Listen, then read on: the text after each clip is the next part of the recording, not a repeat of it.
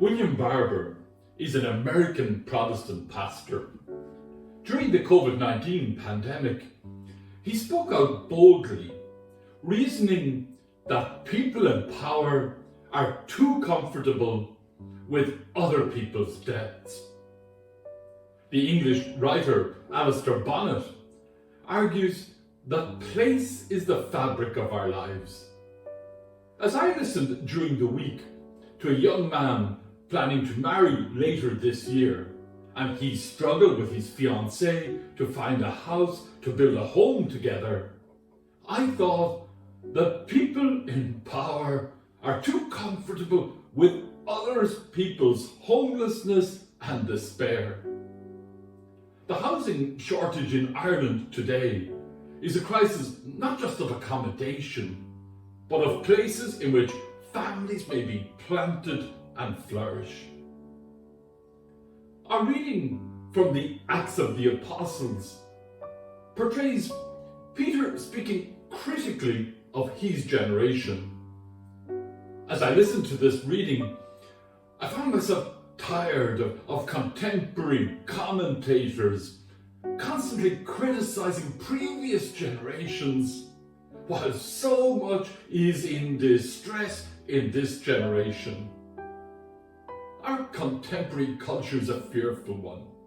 Games of conkers must be avoided because someone might get hurt. A supermarket refuses to sell teaspoons to a 16-year-old lest they be used as weapons.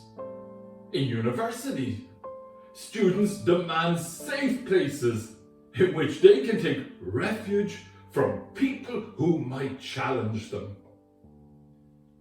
Try to imagine the following scenario.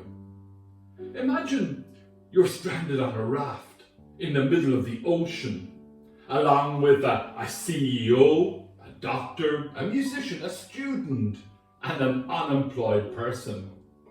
There's a hole in the floor, and the raft is slowly filling with water. It can only hold the weight of only 5 people. One of you has to go. Who do you throw overboard? The decision we make in this scenario tells us a lot about whose lives we value and why. Take that logic and expand it to a global stage, and that is necropolitics, the calculus behind who gets to live and who must die.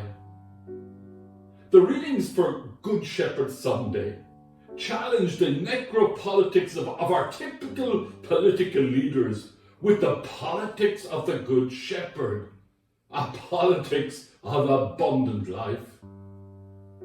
The Good Shepherd enters the sheep gates with the victims. The Good Shepherd lays down his life for them so that a new politics might be launched that is a politics of abundant life for all. Pope Francis invites us to go out of ourselves, to go beyond our boundaries and be present to people, to really get to know each other and build friendships to lift each other up.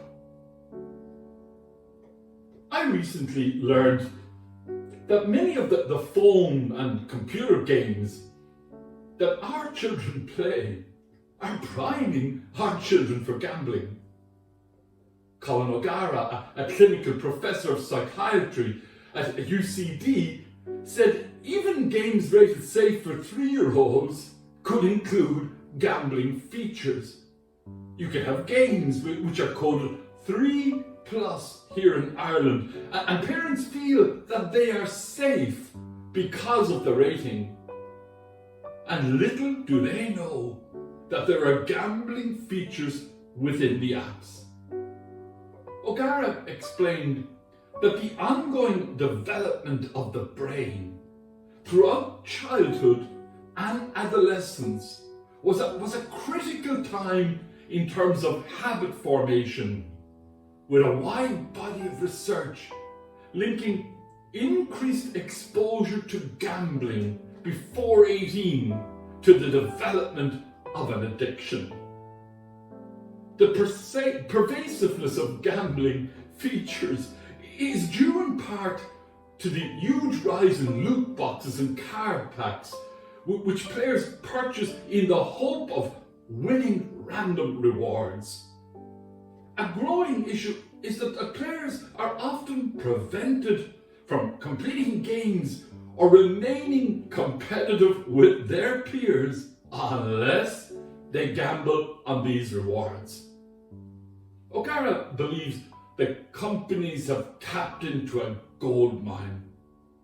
While countries such as Austria and Belgium and the Netherlands have regulated these situations, Ireland lags behind the curve, and in the words of O'Gara, we need to be more vigilant.